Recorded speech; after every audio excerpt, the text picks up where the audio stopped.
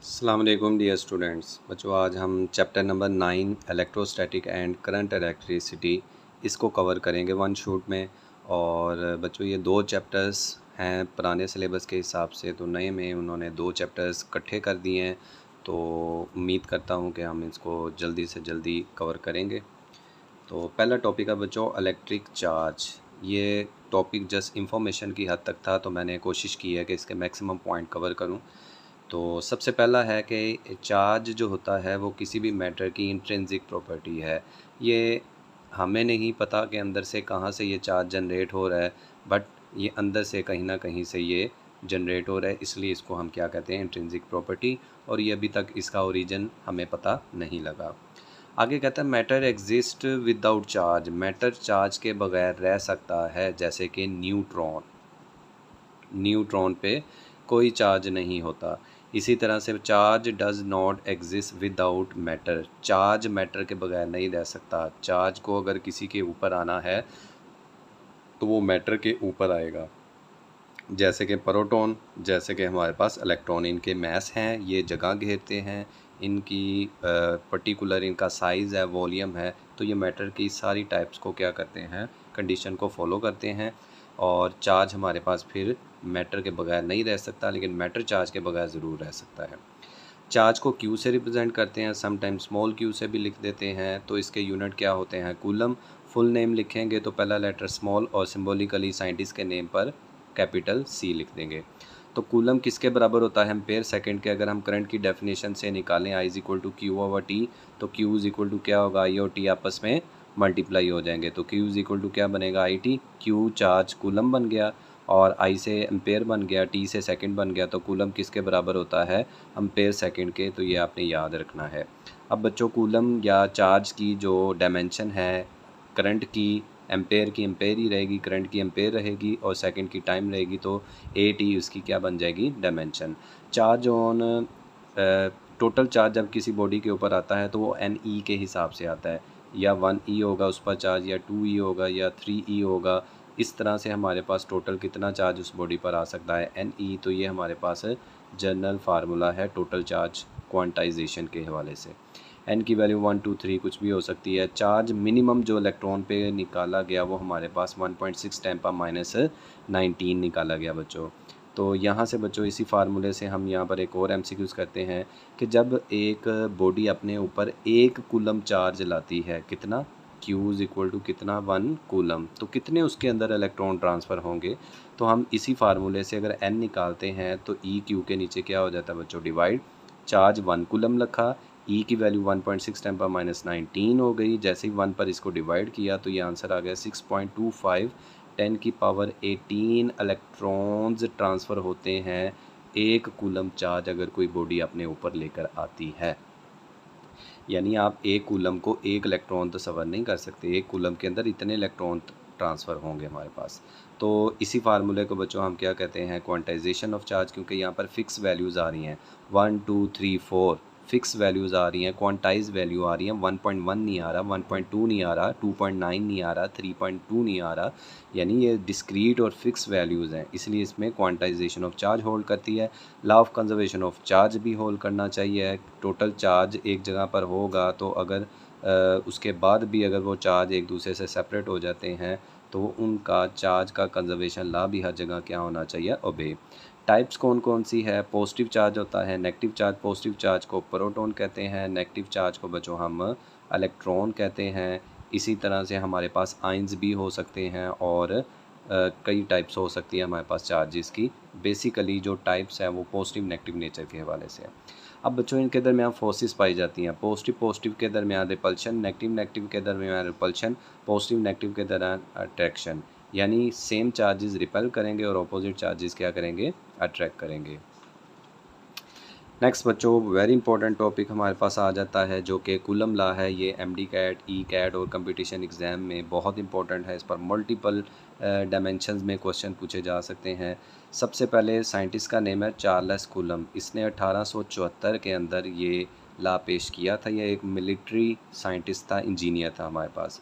इसने एक्सपेरिमेंट करके ये लॉ डिड्यूस किया था, और इसने कहा था जी डेफिनेशन जो है वो इस दो रिज़ल्ट के ऊपर डिफ़ाइन होती है। Force directly proportional product of their charges and force inversely proportional to the square of its distance. तो दोनों रिजल्ट्स को कंबाइन करें तो Q1 Q2 over are square, अगर हम प्रोपोर्शनैलिटी को हटाएं तो एक अदद कांस्टेंट आता है। इस कांस्टेंट को बच्चों हम कूलम कांस्टेंट का नाम देते हैं। इसका फार्मूला 1/4 पाई एप्सिलॉन नॉट है और इसकी वैल्यू 9×10⁹ है।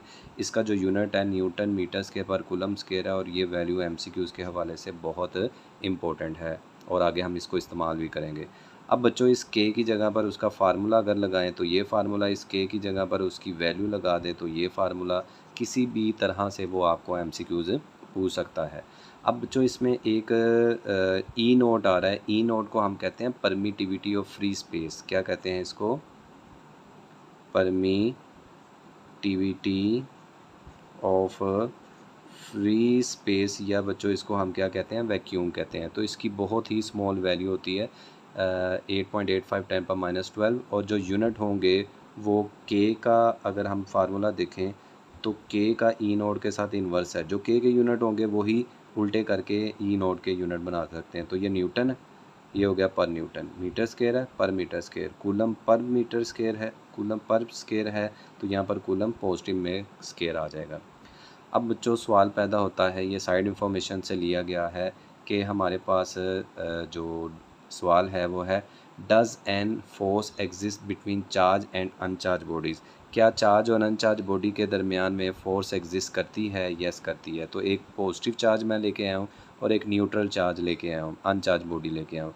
अब देखते हैं, जैसे ही कोई अनचार्ज बॉडी होती है वो एक न्यूट्रल बॉडी होती है, उसमें जितना पॉजिटिव होता है उतना इसमें नेगेटिव होता है। जैसे ही आप करीब लाएंगे पॉजिटिव दूर चला जाएगा और नेगेटिव क्या हो जाए? पास आ जाएगा और ये आपस में क्या करना शुरू कर देगा? अट्रैक्शन। पहले उसने चार्जेस को रिपेल किया, फिर नेगेटिव जब करीब आया तो उसने क्या करना शुरू कर दिया? अट्रैक्ट करना शुरू कर दिया। तो यस हम कहेंगे फोर्स एग्जिस्ट करती है। अब बच्चों इस न्यूमेरिकल के ऊपर अगर हम फार्मूले के ऊपर न्यूमेरिकल करें तो लेट्स सपोज मेरे पास एक माइक्रो कूलम है, दूसरा भी 1 माइक्रो कूलम चार्ज है, डिस्टेंस 1 सेंटीमीटर है। तो ये बच्चों फोर्स आपने इस फार्मूले के अंदर वैल्यूज पुट करके निकाल लेनी है, ये आपका न्यूमेरिकल बन जाएगा। नेक्स्ट बच्चों आ जाता है coulomb force is according to Newton third law. बड़ा इंपॉर्टेंट पॉइंट है कि जो कूलम फोर्स है वो न्यूटन थर्ड लॉ के हिसाब से चलती है। मतलब action reaction equal but opposite in direction, action reaction equal but opposite in direction. और ये बात न्यूटन थर्ड लॉ कहती है कि म्यूचुअल फोर्स नेचर में एग्जिस्ट करती हैं। सिंगल फोर्स कभी भी किसी बॉडी के ऊपर अप्लाई नहीं हो सकती। अगर आप किसी बॉडी के ऊपर फोर्स लगाते हैं तो वो भी बदले में आपके ऊपर क्या लगाता है? फोर्स लगाता है। नेक्स्ट हम देखते हैं कि इफ़ेक्ट ऑफ मीडियम, इसका देखते हैं। तो बच्चों देखें, जैसे ही हम डाइलेक्ट्रिक मीडियम प्लेस करते हैं तो होता क्या है? फोर्स रिड्यूस हो जाती है बच्चों। कितने फैक्टर रिड्यूस होती है? उस फैक्टर को हम ER कहते हैं और इसको रिलेटिव परमिटिविटी कहते हैं। तो अगर हम देखें कि F मीडियम रखने पर जो फोर्स है वो बराबर है वैक्यूम रख के जो फोर्स निकाली उसको ER से डिवाइड कर रहा है। तो जब भी कोई चीज़ डिवाइड होती है तो वो क्या करती है? टोटल आंसर को कम कर देती है। तो जैसे ही मेरा ER फैक्टर नीचे आया तो मेरी जो फोर्स है मीडियम रखने से वो क्या हो जाती है? वैक्यूम की निस्बत कम हो जाती है। तो मैं यहाँ पर लिख सकता हूँ F मीडियम हमेशा कम होता है किससे? F वैक्यूम से। तो ये शॉर्ट में आपने याद रखना है।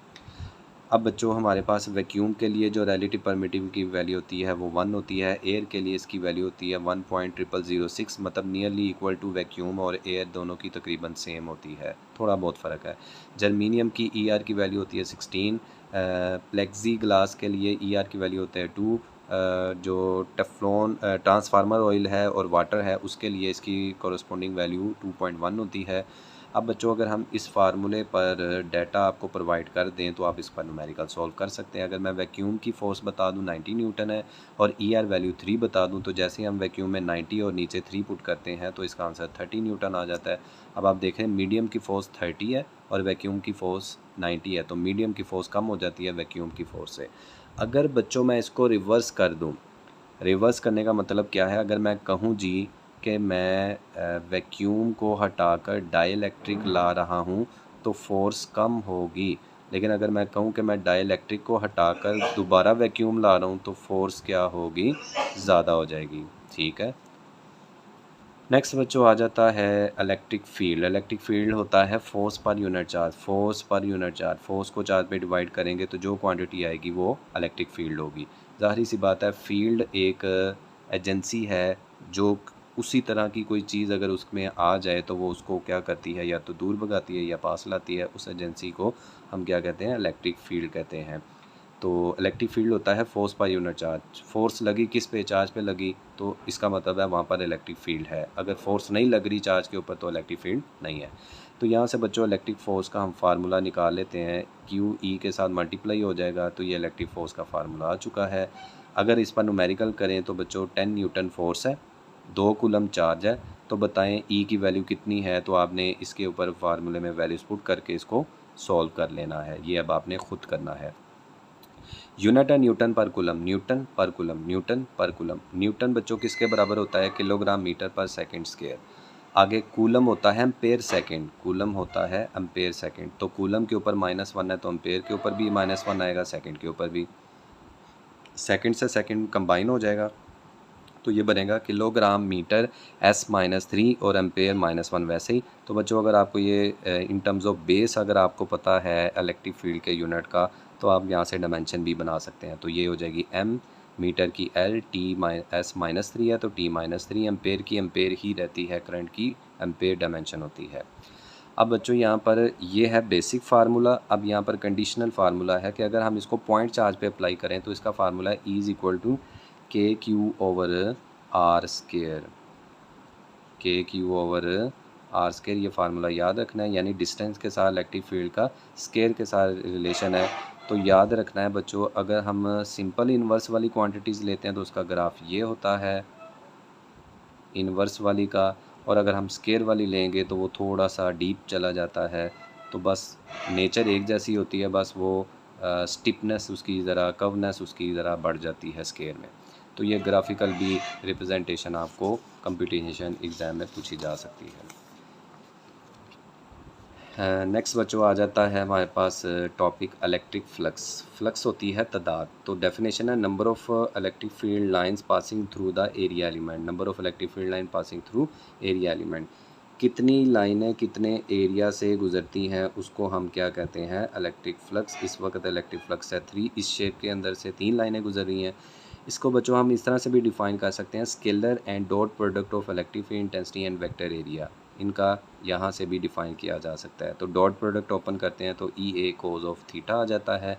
यहाँ से यूनिट निकालते हैं तो यूनिट हो न्यूटन पर कूलम, न्यूटन पर कूलम इलेक्ट्रिक फील्ड के, और एरिया के आगे मीटर स्केयर।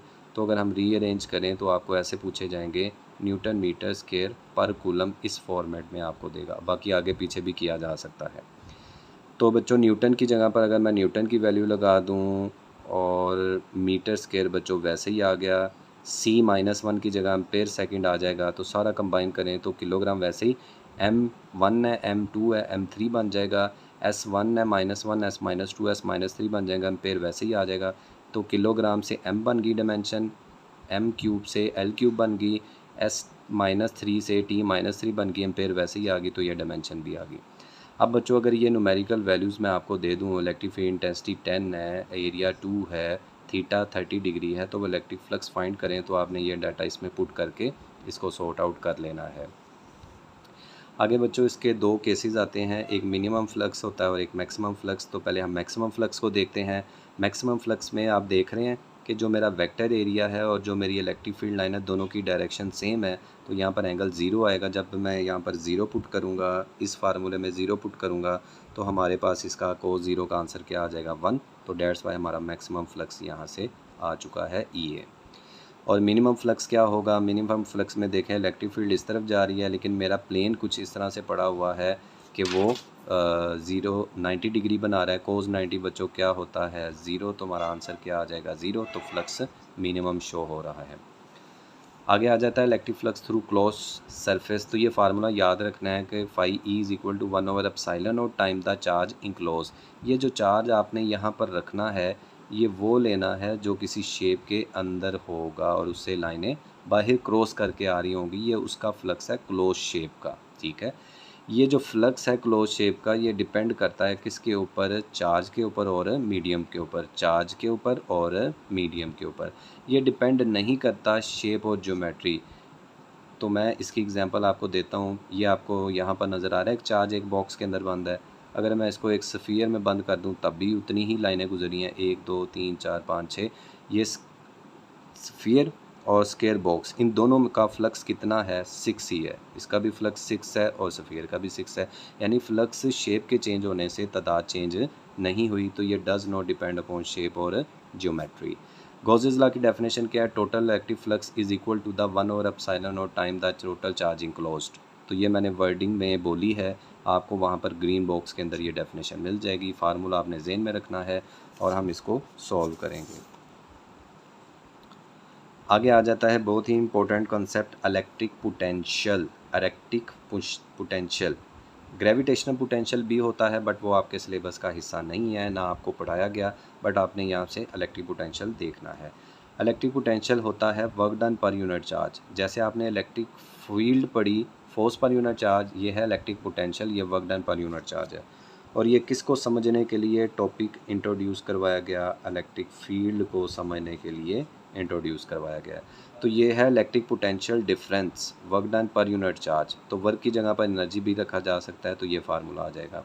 इसी तरह से ये था इलेक्ट्रिक पोटेंशियल का डिफरेंस, और ये है एब्सोल्यूट इलेक्ट्रिक पोटेंशियल। क्या है, एब्सोल्यूट इलेक्ट्रिक पोटेंशियल। ये होता है work done per unit charge या एनर्जी ओवर चार्ज। तो बच्चों अगर मैं यहाँ से W को निकालूँ तो Q डेल्टा V के साथ क्या हो जाता है, मल्टीप्लाई। तो वर्क की जगह पर एनर्जी आ सकता है, एनर्जी की जगह वर्क आ सकता है, वट एवर जो भी है। तो यहाँ पर अगर हम वर्क निकालते हैं तो Q V से मल्टीप्लाई हो जाएगा। तो इन चारों में से कोई भी फार्मूला आप इस्तेमाल कर सकते हैं। आगे बच्चों पोटेंशियल के यूनिट होते हैं वोल्ट। वोल्ट होता है जूल पर कूलम। ऊपर है वर्क या एनर्जी, नीचे है चार्ज कूलम। तो कूलम ऊपर गया तो क्या बना, जूल पर कूलम।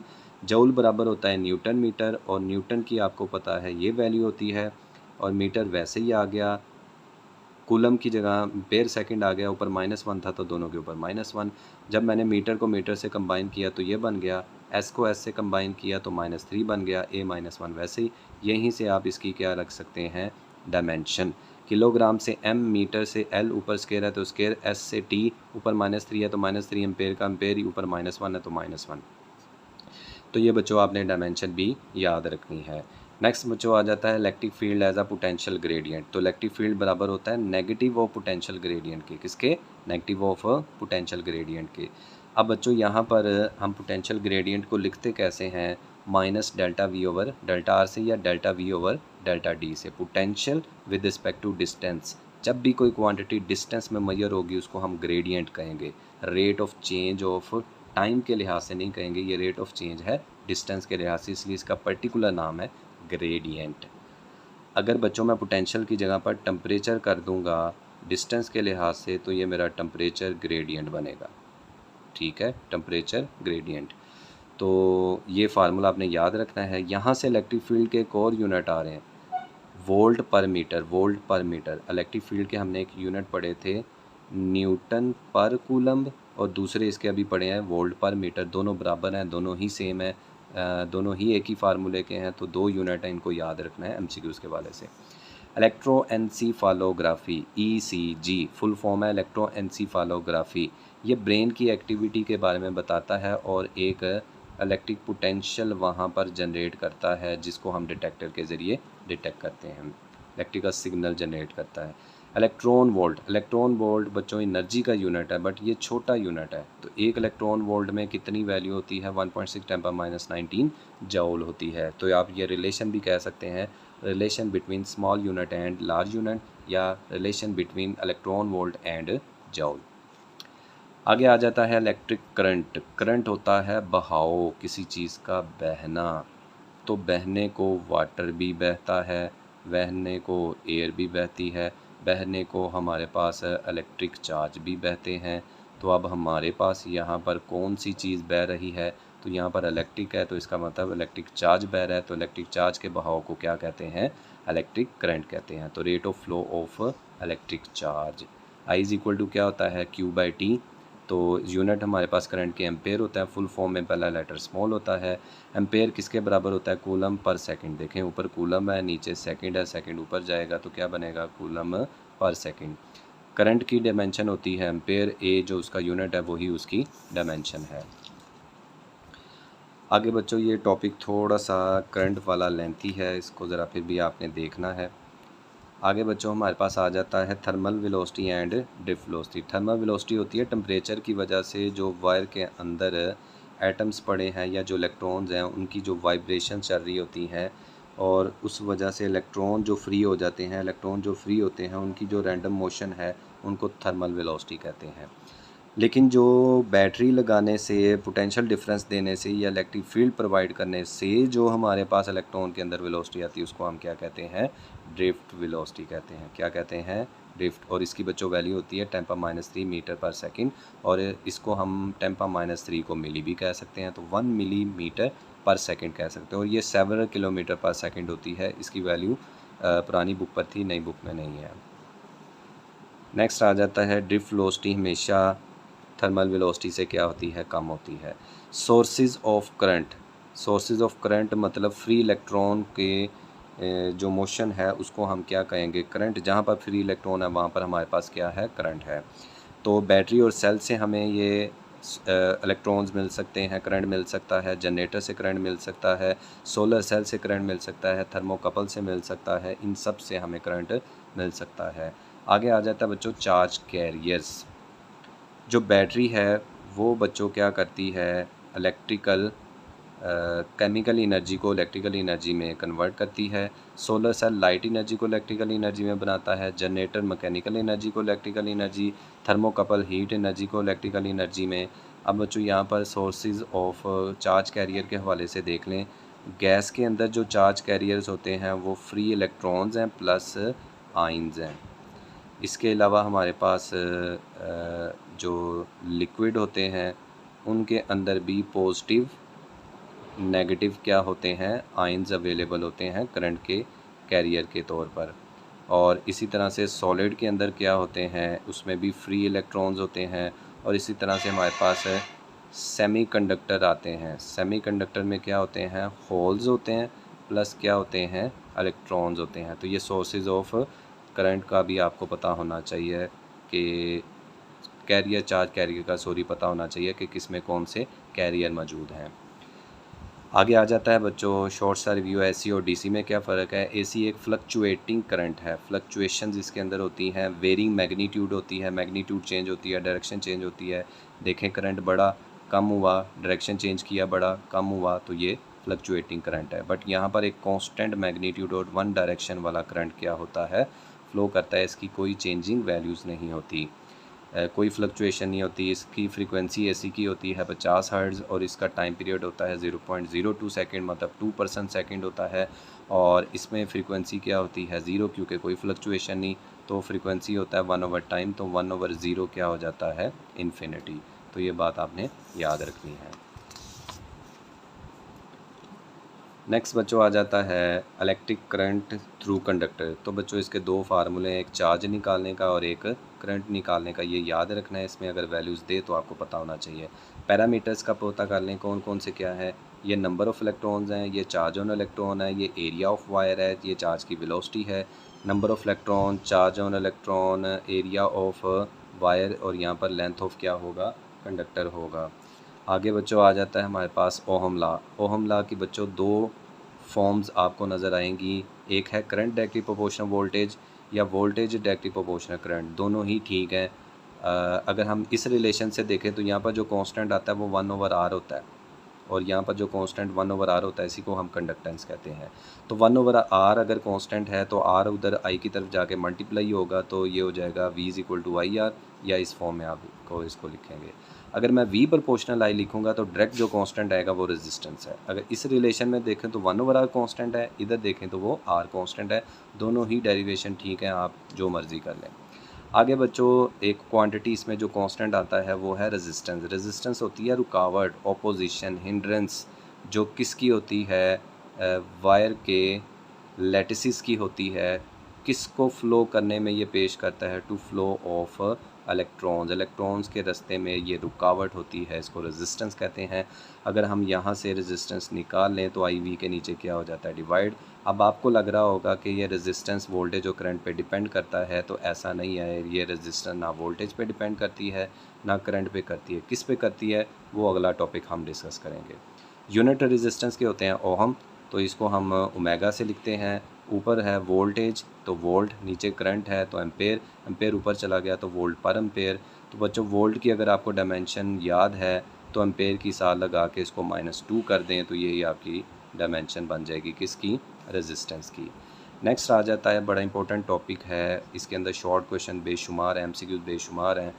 रेजिस्टिविटी होती है स्पेसिफिक रेजिस्टेंस, खास रेजिस्टेंस।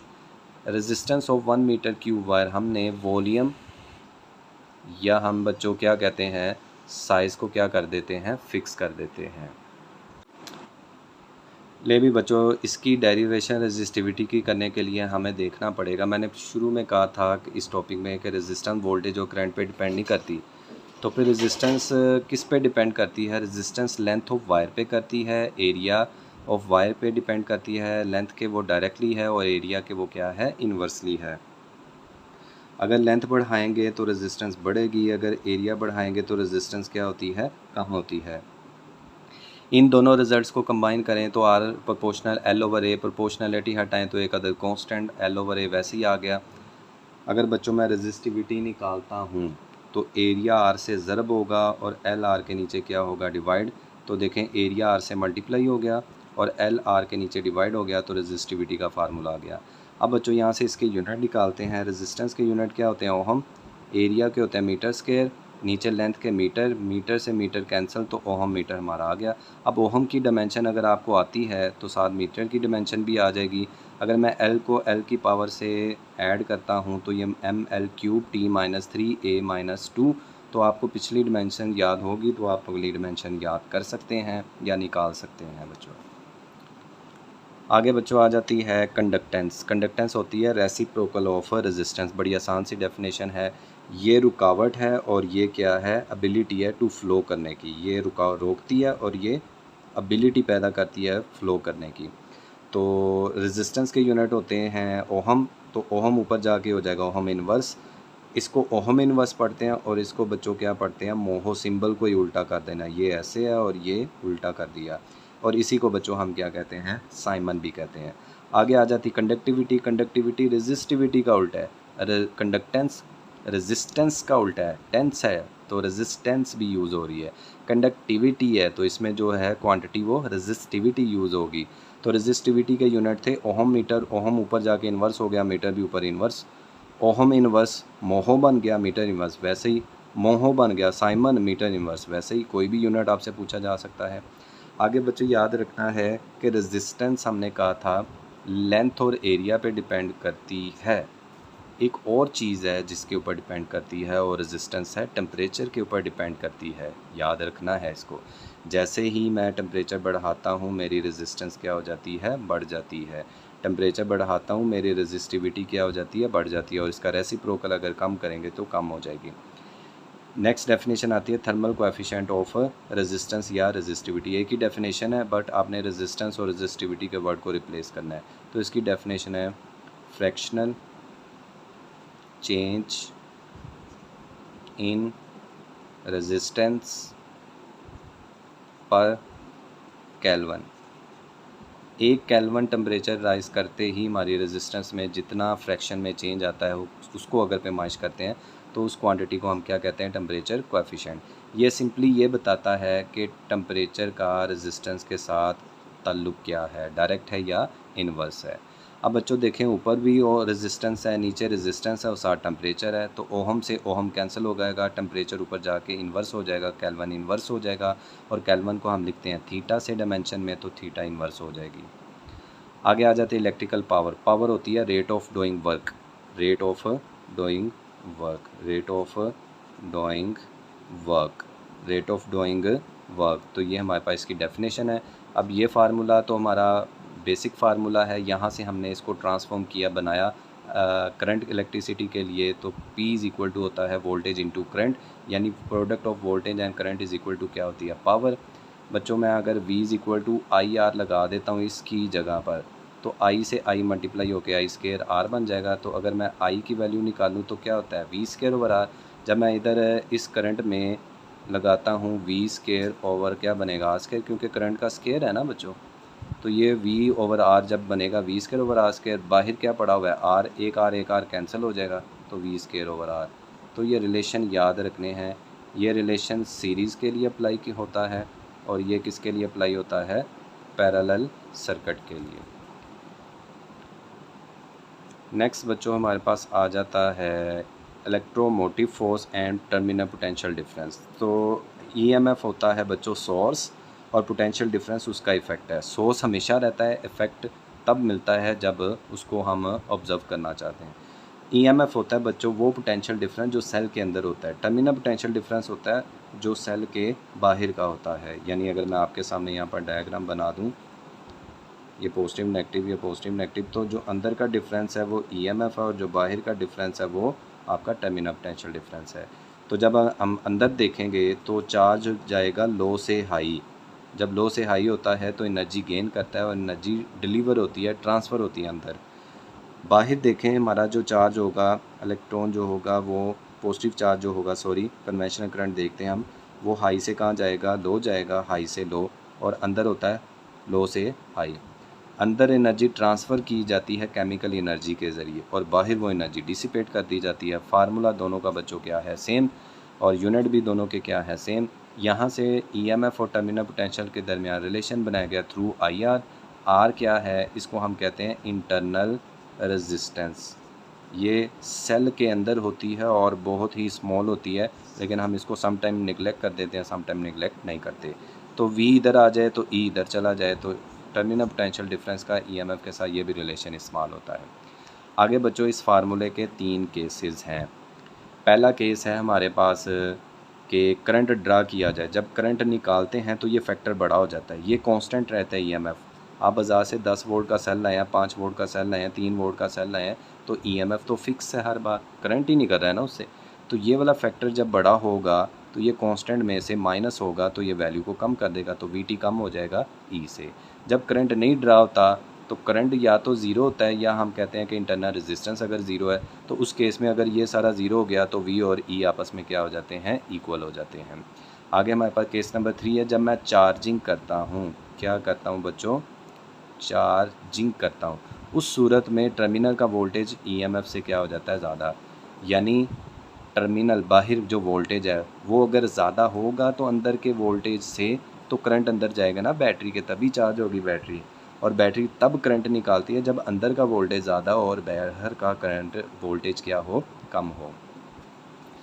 नेक्स्ट बच्चों 2 लाज हैं किरचॉफ लाज। तो एक हमारे पास है किरचॉफ फर्स्ट लॉ जिसको करंट लॉ कहते हैं, दूसरा किरचॉफ वोल्टेज लॉ है जिसको हम सेकंड रूल भी कहते हैं। इसमें law of conservation of charge है, बहुत इंपॉर्टेंट एमसीक्यूज है बच्चों, बहुत। और यहाँ पर लॉ ऑफ कंजर्वेशन ऑफ क्या होल्ड करता है, एनर्जी होल्ड करता है। तो किरचॉफ फर्स्ट रूल कहता है डेफिनेशन में sum of current meeting at a point is equal to zero. Kirchhoff voltage law कहता है sum of voltage in a close loop is zero. Kirchhoff first law की एक और डेफिनेशन है कि sum of current leaving enter to the moving towards is equal to the sum of current leaving from the terminals या wires. यानी towards current और leaving current आपस में क्या होते हैं, इक्वल। यानी टूवर्ड्स करंट बराबर होते हैं कौन से करंट के, लिविंग। तो जितना करंट आगे को गया उतना करंट क्या हो गया, लीव कर गया। जो टूवर्ड जाता है करंट बच्चों उसको पॉजिटिव लिया जाता है और जो लीव करंट करता है उसको हम नेगेटिव लेते हैं। एट दी एंड बच्चों यहाँ पर करंट की ये इक्वेशन सेटिस्फाई हो जाती है और करंट की जगह पर अगर मैं चार्ज लिखूँ तो हमारे पास law of conservation of charge यहाँ पर होल्ड कर रहा है। जितना चार्ज आ रहा था उतना ही चार्ज आगे से लीव कर रहा है। ये उस सूरत में बात वैलिड है, लिमिटेशन है, जब हमारे पास जिन 2 वायर्स का करंट जा रहा था और जहाँ ये मीट कर रहे थे वो पॉइंट ना तो सोर्स होना चाहिए, ना वो सिंक होना चाहिए, ना वो करंट पैदा करने वाला हो, चार्ज पैदा करने वाला हो, ना वो चार्ज को ज़ाया करने वाला हो, खाने वाला हो। तो आगे आपने ये कन्वेंशन याद रखनी है पोटेंशियल चेंज के बारे में कि लो से हाई जब जाएंगे तो पोटेंशियल गेन होता है प्लस, हाई से लो जाते हैं तो पोटेंशियल कम होता है, वो नेगेटिव में शो होगा। नेक्स्ट बच्चों है व्हीटस्टोन ब्रिज। तो ये चार्ल्स व्हीटस्टोन ने ये डेवलप किया था। ये बच्चों इंस्ट्रूमेंट नहीं है, ये एक सर्किट डिज़ाइन किया गया है। क्या है? एक इलेक्ट्रिकल सर्किट है। इसका काम क्या है बच्चों? बहुत इंपॉर्टेंट काम है। ये अननोन रेजिस्टेंस फाइंड करने में हमारी मदद करेगा। ये इसका सर्किट डायग्राम है। इसमें 4 रेजिस्टेंसेस हैं। इनकी तरतीब आपने Z से याद रखनी है। किससे? Z से। तो बैलेंसिंग कंडीशन बच्चों इसमें आती है, वो कहती है कि चेंज इन करंट होना चाहिए 0, या ये जो ब्रिज दरमियान में बना हुआ है गलवानोमीटर, इसके अंदर से कोई करंट गुजरना नहीं चाहिए। तब हमारे पास क्या होगा? ब्रिज बैलेंस होगा। तो बैलेंसिंग कंडीशन में गलवानोमीटर के अंदर से करंट क्या होगा? 0 होगा। अब गलवानोमीटर में बच्चों 2 करंट जा रहे हैं, एक I1 नीचे जा रहा है और एक I2 ऊपर को जा रहा है। तो दोनों एक ही जगह पर डिफरेंस में मैंने लिख दिए, और माइनस वाला करंट उधर जाके क्या हो जाएगा? प्लस। मतलब दोनों करंट अगर बराबर होंगे तो ये कैंसिल आउट हो जाएंगे और गलवानोमीटर 0 डिफ्लेक्शन देगा। अगर ऊपर से 10 एम्पेयर आ रहा है, नीचे से भी 10 एम्पेयर आ रहा है, ये दोनों एक दूसरे को कैंसिल करेंगे और गलवानोमीटर की नीडल कहाँ पर रहेगी? 0 पर ही रहेगी। अब बच्चों जब बैलेंसिंग कंडीशन सेटिस्फाई होती है तब ये फार्मूला प्रूफ हो जाता है। इसकी तरतीब क्या याद रखनी है? Z1/Z2 बराबर है Z3 ओवर Z4। अगर ये बच्चों 4 ओहम की है, ये 2 ओहम की है, ये हमारे पास 8 ओहम की है, ये हमारे पास 4 ओहम की है, तो देखें हमारा इस वक्त ब्रिज बैलेंस है। यानी इसको इससे डिवाइड करें, 4 को 2 से, इसको इससे डिवाइड करें 8 को 4 से, दोनों तरफ से आंसर क्या आएगा? 2। इसका मतलब ये इक्वेशन तब सेटिस्फाई होगी जब दरमियान वाला करंट या टर्मिनल नहीं होगा। यहाँ से बच्चों R4 अननोन होती है, इसको मैं ऊपर ले जाता हूँ, ये इधर मल्टीप्लाई करता हूँ, तो R2 R3 से मल्टीप्लाई, R1 नीचे आके डिवाइड, तो ये हमारे पास अननोन रेजिस्टेंस का फार्मूला। तो मैं R4 को RX भी कह सकता हूँ। किसके लिए? अननोन के लिए। अब बच्चों यहाँ पर एक MCQs पास पेपर के हवाले से बहुत इंपॉर्टेंट है। वो कहता है मेरे पास तीनों रेजिस्टेंस 75 ओहम की है, तो चौथी रेजिस्टेंस कितनी होगी? तो अगर मैं यहाँ पर 75/75 करूँगा तो 2 75 ऊपर नीचे कैंसिल हो जाएंगे, एक बच जाएगा और वही हमारे पास जवाब होगा। नेक्स्ट बच्चों एक कंपैरिजन है कि पोटेंशियोमीटर, वोल्ट मीटर और CRO ये सारे ही वोल्टेज मेजर करने के इंस्ट्रूमेंट हैं। क्या मेजर करने के? वोल्टेज, या हम कह सकते हैं पोटेंशियल डिफरेंस, या बच्चों हम कह सकते हैं ये EMF को मेजर करने के इंस्ट्रूमेंट हैं। तो कंपैरिजन सबसे पहले हम देखेंगे CRO और वोल्ट मीटर का, चूँकि ये हमारा टॉपिक है, इसको हम बाद में डिस्कस करते हैं। जो CRO है वो बच्चों महंगी है, वोल्ट मीटर सस्ता है। CRO को इस्तेमाल करना मुश्किल है, इस वोल्ट मीटर को इस्तेमाल करना आसान है। CRO की रीडिंग एक्यूरेट है, वोल्ट मीटर की रीडिंग एक्यूरेट नहीं है। CRO करंट ड्रा नहीं करता जिसकी वजह से ये एक्यूरेट है, जबकि वोल्ट मीटर करंट ड्रा करता है। ये थोड़ा सा ये करंट लेता है, बेशक पॉइंट्स में ही आपका करंट ले, लेकिन ये थोड़ा सा लेता है, इसलिए ये एक्यूरेट नहीं है। अब बच्चों दोनों में किसी में फ़ायदा है, किसी में नुकसान है। मुझे ऐसी डिवाइस चाहिए जो दोनों जैसी अच्छी खासियत रखे, एक वो सस्ता भी हो, एक वो वोल्ट मीटर की तरह आसानी से यूज़ भी कर सके, उसकी रीडिंग भी CRO की तरह एक्यूरेट हो और उसमें करंट भी ड्रा ना हो, तो हमारे लिए फिर पोटेंशियोमीटर बेस्ट है। नेक्स्ट आ जाता है पोटेंशियोमीटर। पोटेंशियोमीटर की बच्चों ये एप्लीकेशंस कह सकते हैं, यूजेस कह सकते हैं, या डेफिनेशन कह सकते हैं। ऐसी डिवाइस जो क्या करती है? EMF ऑफ सेल को मेजर करती है, इंटरनल रेजिस्टेंस को मेजर करती है, या सेल के EMF को कंपेयर कर सकती है। तो बच्चों इसकी डेरिवेशन में हमें जो अननोन सेल की EMF का फार्मूला आता है वो ये वाला है। हमने पढ़ा था R प्रोपोर्शनल है L, तो बड़ा R होगा तो बड़ा L यूज़ होगा, छोटा R होगा तो छोटा L इस्तेमाल हो जाएगा। तो हमने R की जगह पर L कर दिया, कैपिटल R की जगह कैपिटल, बाकी फार्मूला वैसे ही है। ये जो पोटेंशियोमीटर है इसकी वायर जो टोटल लेंथ रखती है वो 4 मीटर या 400 सेंटीमीटर की होती है, याद रखना है। आगे बच्चों ये जो स्मॉल L है नोट करना तब होता है जब हमें नल कंडीशन मिलती है, और नल कंडीशन तब होती है जब गलवानोमीटर के अंदर से करंट क्या हो जाए? 0 हो जाए। अगर आप 2 EMF के सेल को कंपेयर करना चाहते हैं तो आपको ये फार्मूला यूज़ करना पड़ेगा।